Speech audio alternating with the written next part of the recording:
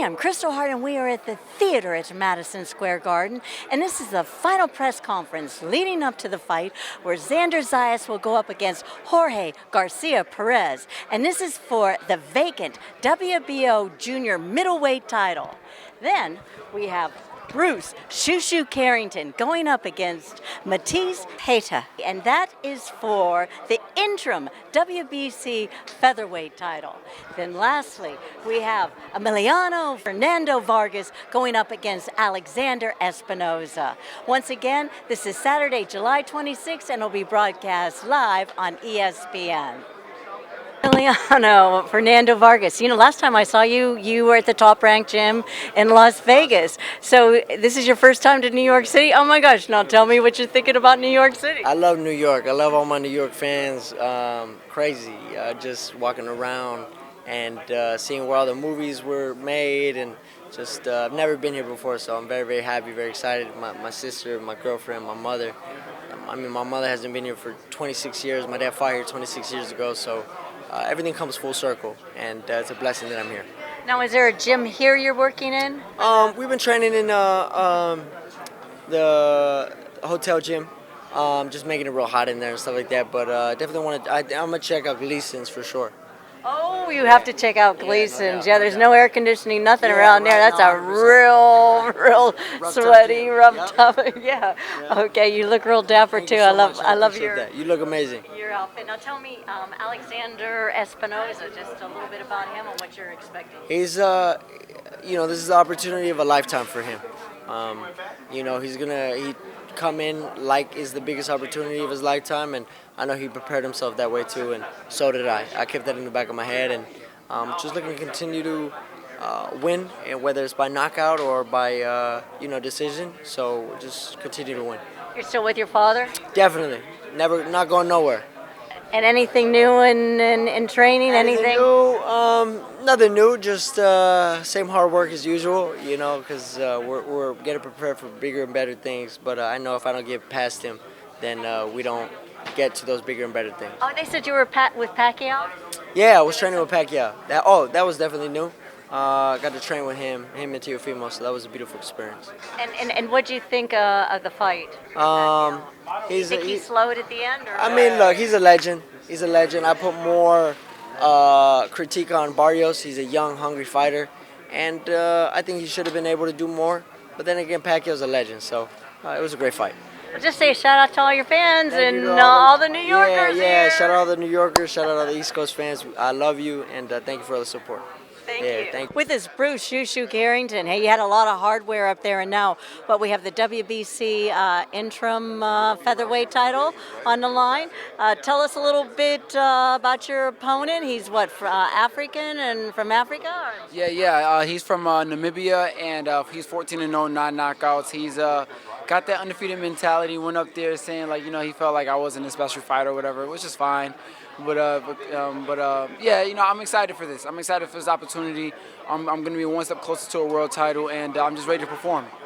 And tell me a little bit. About your training out there. Man, training in Vegas has been extremely hard, but great. It's so much fun. I ain't even gonna lie to you. I really love the work. I love training out in the heat.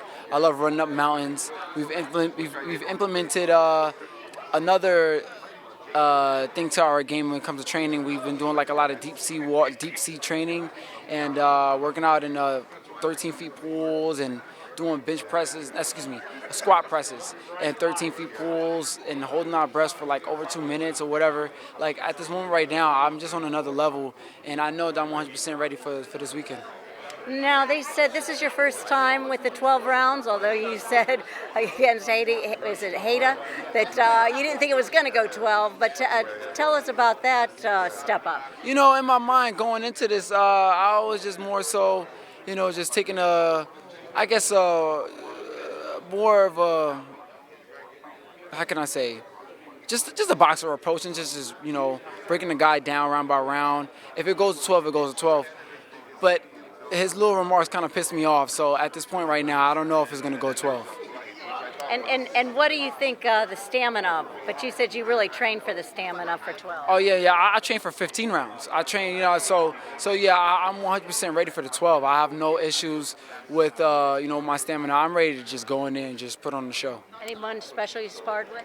I want to give a big shout out to my boy Carlos Johnson. He was like my main sparring partner there, out there in Vegas. I feel like he helped me out a lot when it comes to coming to this fight with his style and even with his size. He was just much bigger than me and being able to push me and push my tempo and push my endurance. And I really appreciate him for that. Well, just say a shout out to your fans. Man, listen, man, all the Shoo fans out in New York City or just around the world, wherever you guys are, tune in July 26th on ESPN. That's Shoe, New York. Yes, New York City, baby. Yes. Hi, I'm Kristal Hart, and here at the theater at Madison Square Garden, this is the Zayas versus Garcia card, and this is the weigh-in. First, at this time, please welcome, we have the NABF Junior Welterweight, Junior NABF 8 rounds of boxing live on ESPN. 9 p.m. featuring El General Emiliano Fernando Vargas versus Alexander Espinosa. First to the scale is the challenger. With a record of 20 wins, 3 losses, and 1 draw, he has 9 wins coming by way of knockout. He'll be making his U.S. debut. Please welcome from Ibarra, Ecuador, Alexander Espinosa. 139.4 for Alexander Espinosa. And now introducing the champion, undefeated in his campaign with a fine record of 14 wins, no losses, 12 wins coming by way of knockout. The hard-hitting junior welterweight phenom representing the famed boxing Vargas family. Here is El General Emiliano Fernando Vargas. 139.6 pounds, 139.6 for El General.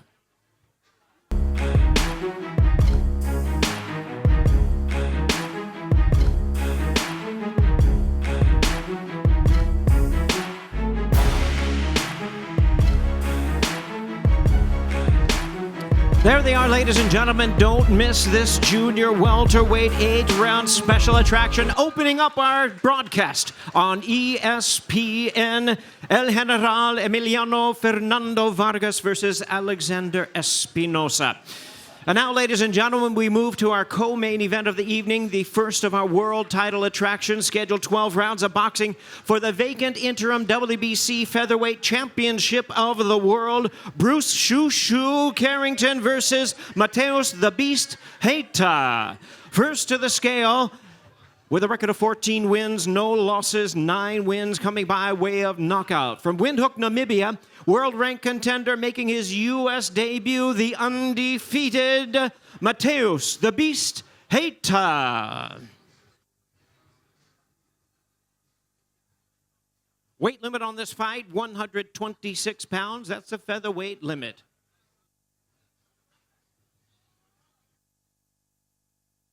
A ready 124.8 for Mateus the Beast Heita.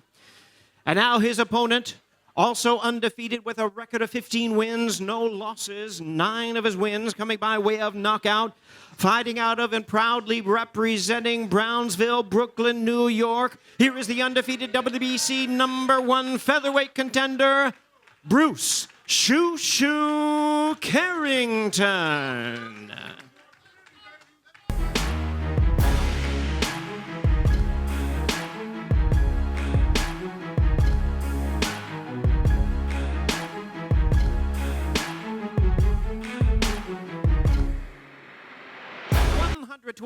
Even 125 pounds for Shoo Carrington.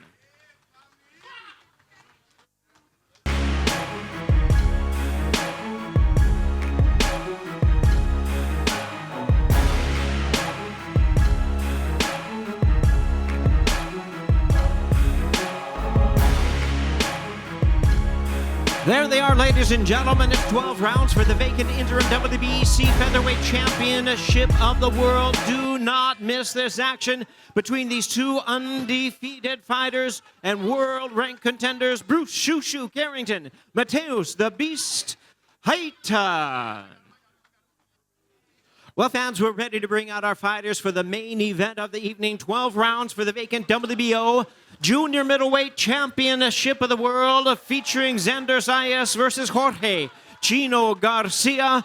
Let's bring out Garcia first. With a record of 33 wins and 4 losses, he has 26 wins coming by way of knockout from Los Mochis, Sinaloa, Mexico. Here is the WBO number 2 ranked junior middleweight in the world, Jorge Chino Garcia. Weight limit on this fight, 154 pounds. Chino Garcia weighs in at a ready 153 pounds, 153.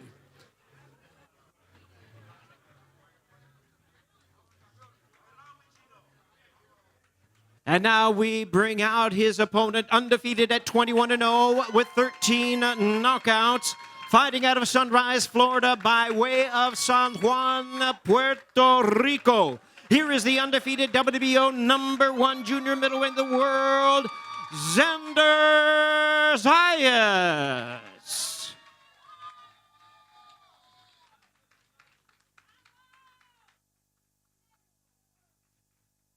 Xander Zayas weighs in right at the limit of 154 pounds. 154 for the undefeated Xander Zayas.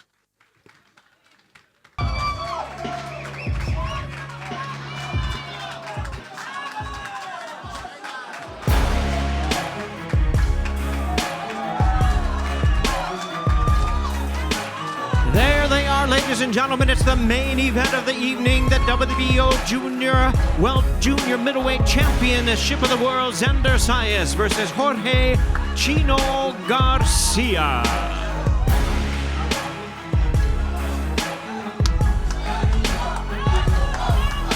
Vámonos, cabrón. Vámonos a la verga. That's all. Vamos, cabrón. That's all. Vamos, cabrón. Hi, I'm Kristal Hart, and here at the theater at Madison Square Garden, Emiliano Fernando Vargas destroys Alexander Espinosa by first-round knockout. And in the co-main event, Bruce "Shoo-Shoo" Carrington defeats Mateus Heita by 12th round unanimous decision to become the WBC Interim Featherweight World Champion. And in the main event, Xander Zayas defeats Jorge Garcia by unanimous decision to become the new WBO Junior Middleweight Champion. Emiliano, man, it's a big Puerto Rican crowd, but it felt like a Mexican crowd after the first round knockout, man. Just how do you feel about that kind of performance at Madison Square Garden? We're all Latinos at the end of the day, you know. I got love for all Latinos, all my people, anybody who supports me. I love you. You know, it doesn't matter what color you got on, but it's a beautiful thing, you know. Especially, I've never fought on the East Coast. My father fought here 26 years ago, you know. So history repeats itself. The same way he looked phenomenal, I looked phenomenal, and I was ready for a 15-round fight. You know, I wanted to show more. I got a lot to show, my defense, my head movement, my counter punching like you've seen tonight. And, you know, I thought he was going to get up, but this is my toughest opponent to date. You know, had all the experience in the world, has done 10-rounders all day in his sleep with other fighters. He's only been knocked out once. All the 2 other losses that he has been decision. He has double my fights. So, you know, I'm top ranked in 15 in the world now, and I want to continue climbing and pick up all the belts. You know, you got a pull right hand knockout, perfect pull right hand knockout shot. I was watching Little Floyd. That's a little Floyd. Little Floyd. Definitely Floyd. Yeah, just talk about working on it. It was mainly the Mayweather influence. I mean, look, I saw the opportunity, I took it. My counters, like I said, it's something that we've been working on, and it showed through. So very grateful to my father and for pushing me in all my training camps. And this is a quick pit stop. This is a beautiful belt, but I want the WBC, I want the IBF, I want the WBO, WBA. I always said it, I'm going to be world champion. It isn't a cocky thing. Every legendary fighter knew that they were going to be world champion before they were. So I'll say it again, I'm going to be world champion real soon in 3 to 4 fights. How much tougher do you want to get? How much tougher? Yeah. How much tougher do you want to rise to the level of the opponents? Whoever has a belt, no matter how tough they are, they have a belt. 100%. 100%. I'm a fighter. That's what I do. I fight, So there's nothing more to say, So bring them on. What makes you feel ready? Definitely, I would love to get more experience. The step ups. Every fight has been a step up, and I'm passing these tests. So definitely Top Rank is the best in the business, and I just want to continue to win. Because my father taught me how to be a winner. Is there anything new you try to play around with a little bit tonight? I was trying to show it. I was trying to show it. A lot of my knockouts have came with my left hand. Tonight was the right hand.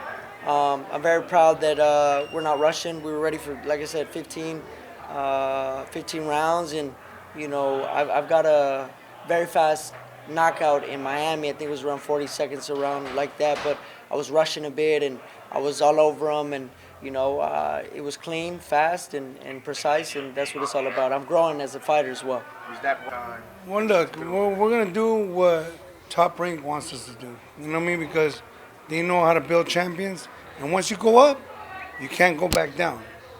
So I feel that they're moving them at the correct pace, and I'm just gonna let them do their job because they've made hundreds of champions. So I'm excited for Emiliano. He's doing amazing, and we're gonna let Top Rank do their job. My son is the real deal. All 3 of my sons, and I'm not saying it just to say it, but it's the truth. I'm just super excited for Emiliano because I know, the fruits of his labor is gonna come soon, and he's looking amazing, and that's all I could say, and I'm happy, and I'm here to support him 110%. It's kind of funny now that I think about it. You come fresh out of a Manny Pacquiao camp, but you get a knockout in your first fight since then with a Floyd Mayweather pull right hand. How does that happen? How you come out of a Pacquiao camp? Like, the thing is this, is when you're in love with the sport, you take a page out of everybody's book. Doesn't matter what color they are, doesn't matter what style.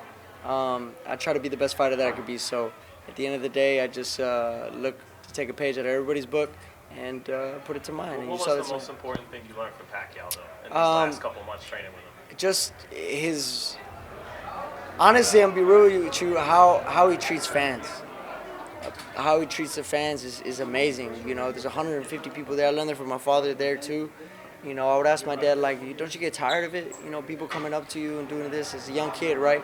But at the end of the day, my father told me those are the people who support you, that put money in your pocket, and it's just true, What's 5 seconds to take a picture? They'll remember that for the rest of their lives. So I'm very grateful for my father, my mother, all the experiences that I've had with all these legendary champions, and I'm just looking to continue to be better as a fighter. What was your biggest takeaway training with Manny? I think just his tenacity. He's 40-some years old, still going 46. hard at it. Yeah, man, 46. My dad's 48. So... No, 47, but I'm going to be 48. Okay, all right. Don't make me more okay, older. guy, 47, sorry. But, he's around my father's age, and he's still, that's like my dad's still fighting, He was on my undercard in LA, right? Yeah. In LA. What was in Olympic Auditorium. At the Olympic Auditorium. When you fought 2003. Yeah. So that must have been an amazing feeling, like all of a sudden, boom, bang, the guy's down. I was looking for it to go. I was excited but a little disappointed as well. I wanted to show a lot. I felt like this was my perfect opportunity to show everything. But God is a perfect plan maker, and he already wrote it. So I'm just looking to get back into the gym, and they're gonna give me a new date, and It's hunting season, strap season. And I thought it was so amazing afterwards when your mother's picture was up there and you said she is so beautiful. Yes, she I is. almost cried. She's I so said, beautiful. She's that the best. She's the glue to the family, 100%. Yes, she is. I'm more scared of my mother than I am my father. Yeah, I'm be real with you. 110%. Yeah, That's what you keep saying. You get it from your mom. Huh? 100%. Yeah, that's right. I get my good looks from my mama. That's right. You said you were disappointed. What was disappointing? I wanted to go rounds. I wanted to get dirty. I want to get my, you see the clean suit, but I want to get my hands dirty, So I love to fight. I love it. I want to make the guy bleed. Yeah, I knocked him out. It was a beautiful knockout.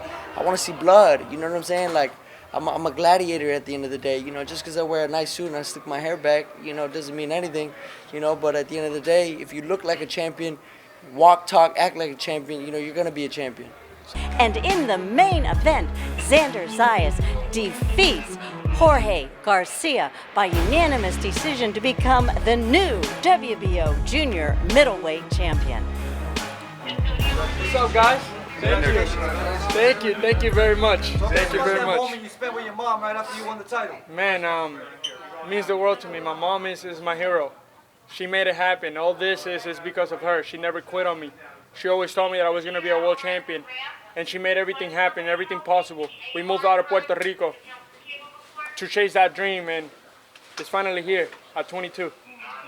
Thank you. Hey, Xander, congrats on the incredible performance. You were in an absolute firefight.